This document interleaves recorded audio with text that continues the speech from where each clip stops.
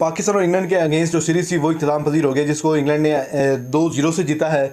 तो मैं इस वीडियो में आपसे बात करूंगा कि आज़म खान का अब नेक्स्ट क्या हमें करना चाहिए, जिससे हमें उससे हमने अपना जो है वो काम भी निकलवाना है और उसको कैसे हमने यूटिलाइज़ करना है। टीम आपने डिसाइड कर ली है, इसके अलावा आपके पास नो ऑप्शन। आपने रिज़र्व में भी प्लेस का नाम अनाउंस नहीं किया, तो मेरे ख्याल में आपको इन्हीं प्लेस के साथ जाना पड़ेगा। तो जहाँ तक हम आज़म खान की बात करते हैं, तो एक चीज़ आप अपने माइंड में रखिएगा कि विकेट कीपर जो है वो टीम में एज एक बैकबोन की तरह काम करता है। आपका विकेट कीपर जो होता है उस पर सारी जिम्मेदारी होती है, क्योंकि रात के भी मैच में भी आप देख लें कि 2 बड़े इंपॉर्टेंट कैचेस थे जो आसान भी थे, और जो मैं उसे ये कहूँगा कि उसका वेट ज़्यादा उनकी वजह से वो पूरा बॉल पे आए नहीं और जिसकी वजह से कैचेस उनके ड्रॉप हुए हैं। तो अब हमने बात करनी है कि आज़म खान को हमने यूटिलाइज़ कैसे करना है। क्या हम आज़म खान से उसके मुताबिक काम ले रहे हैं कि नहीं। हमारे पास बेहतरीन विकेट कीपर मोहम्मद रिजवान जो है, जिस मैंने आज तक जिसको नहीं देखा कि उसने अपने स्लिप पे कैच छोड़ा हो या इतना आसान कैच जो उसने छोड़े हों या स्टंप छोड़े हों, तो मेरे ख्याल में उसको हमें इस्तेमाल करना चाहिए एज ए विकेट कीपर। आपको पता है कि जब किसी भी प्लेयर को एक चांस मिल जाता है तो फिर वो बड़ी मुश्किल से बड़े प्लेयर को चांस मिल जाना, तो फिर मेरे ख्याल में इससे बड़ी आप लोगों के लिए बैड लक नहीं हो सकती। तो बाबर आजम को अब ये माइंड में रखना पड़ेगा कि मैंने आज़म खान को एज ए फील्डर खिलाना है, एक बात। दूसरी बात, आज़म खान को मैंने इफ्तिखार से पहले नहीं भेजना, इमाद से पहले नहीं भेजना। मैंने उसको लास्ट इफ्तिखार के बाद भी, इमाद के बाद भी मैंने उसको भेजना है, ठीक है।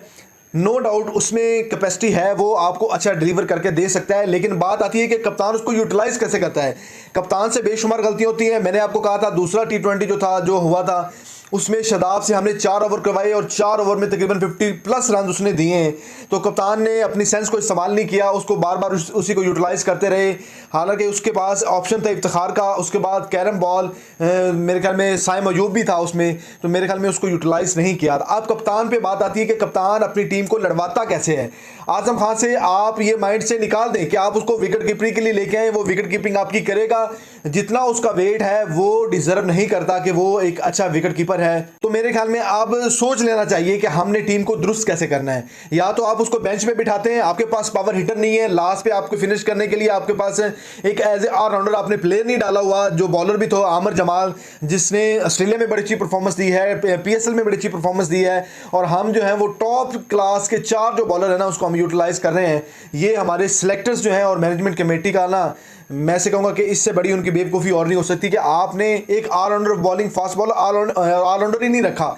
तो मेरे ख्याल में आमिर जमाल का बड़ा बनता था उसको लेके आना। अब आती है बात आज़म खान पे। आज़म खान पे बहुत ज़्यादा क्रिटिसिज्म हो रहा है, लेकिन ये है कि जिस तरह का वो हिटर है उसको आपने यूटिलाइज, अब आपके दिमाग पे डिपेंड करता है, आपने उसको यूटिलाइज करना है। आज ये मेरी बात लिख लें, वो कीपिंग के काबिल नहीं है, विकेट कीपिंग उससे नहीं होती। आप अगर देख लें कि लेग साइड से स्पिन बॉलिंग की जो होती है, स्पिन बॉलर की बॉल को ग्रिप करना उसके लिए थोड़ा डिफिकल्ट हो जाता है।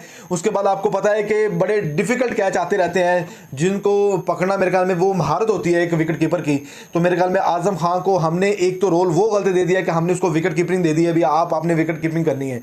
इस पे हमने काम करना पड़ेगा कि हमने उसको एज ए फील्डर रखना है, ठीक है। और उसके बाद हमने उसको यूटिलाइज कैसे करना है। यूटिलाइज अब अगर आपने ये 2 चीज़ें कर ली तो मेरे ख्याल में आपसे बेहतरीन जो है वो कैप्टन ही नहीं है। उसके बाद रही बात शादाब की, शादाब खान को अब ये लेग स्पिन बॉलिंग कर रहा है ना, तो इसके पास जब भी हमारा किसी भी टीम के साथ मैच होता है ना, तो उसमें एक मुखालिफ सीमर पे एक लेग स्पिन बॉलर होता ज़रूर है। आप आदिल रशीद को देख लें, जिस तरह रात उसने बॉलिंग किया विकेट टू विकेट, उसके बाद उसमें थोड़ा सा वेरिएशंस भी रखी, उसमें थोड़ा सा फ्लाइटेड भी बॉल किया है, गुगली भी करता रहा है। मेरे ख्याल में विकेट उसने अपनी जो लाइन ऑफ लेंथ थी उसको नहीं छोड़ा। लेकिन शादाब क्या करते हैं, वो बॉल को तेज़ करते हैं, तेज़ करने के बाद उसकी लाइन ऑफ लेंथ जो है वो ख़राब हो जाती है, या तो बॉल फुल टच चली जाती है या ज़रा आगे गिर जाती है, जिससे उसको मार पड़ती आ रही है। तो मेरे ख्याल में पाकिस्तान के इतने अच्छे लेग स्पिनर जो है हमारे एक्स रह के गए हैं, किसी एक बंदे से भी मशवरा लेता ना तो मेरे ख्याल में उसकी ये खामी जो तो दूर हो सकती थी। क्योंकि उसामा मीर को आप बॉलिंग करते देख लें, विकेट टू विकेट बॉल करता है, उसमें थोड़ा सा उछाल भी रखता है, वो थोड़ा सा बाउंड यानी कि वो उसको ऊपर छोड़ता भी है कि बॉल थोड़ा सा स्किट करके जाए। तो ये चीज़ जो है वो शादाब खान को सीखनी पड़ेगी। जब तक वो नहीं सीखेगा तो मुझे नहीं लगता कि हम कुछ अच्छा कर सकते हैं। तो वर्ल्ड कप है, नो डाउट ये हमारे जो मैचेस थे इसका रिजल्ट ऐसे ही आना था, इसमें कुछ ढकी छुपी बात नहीं है। इंग्लैंड की सरजमीन पर इंग्लैंड को हराना थोड़ा मुश्किल होता है। तो मेरे ख्याल में जो हमारे बॉलर्स के अलावा बैट्समैन जो है उनको अपनी जिम्मेदारी है पूरी तरह निभानी पड़ेगी, और उसके बाद ही हम क्या करते हैं कि हम इस वर्ल्ड कप में अपने आप को मनवा सकते हैं। अदरवाइज नो डाउट कि हम पहले ही राउंड से बाहर होकर घर जा सकते हैं। दोस्तों ये थी वीडियो, उम्मीद करता हूँ आपको वीडियो अच्छी लगी। लास्ट पे आपसे रिक्वेस्ट करते हैं चैनल को सब्सक्राइब जरूर कीजिएगा, प्रेस द बेल आइकॉन ताकि नए तमाम वीडियो आपको टाइम पे मिलती रहे। इसी के साथ मुझे दीजिएगा इजाजत, दुआ में याद रखिएगा। अल्लाह ने के बाद।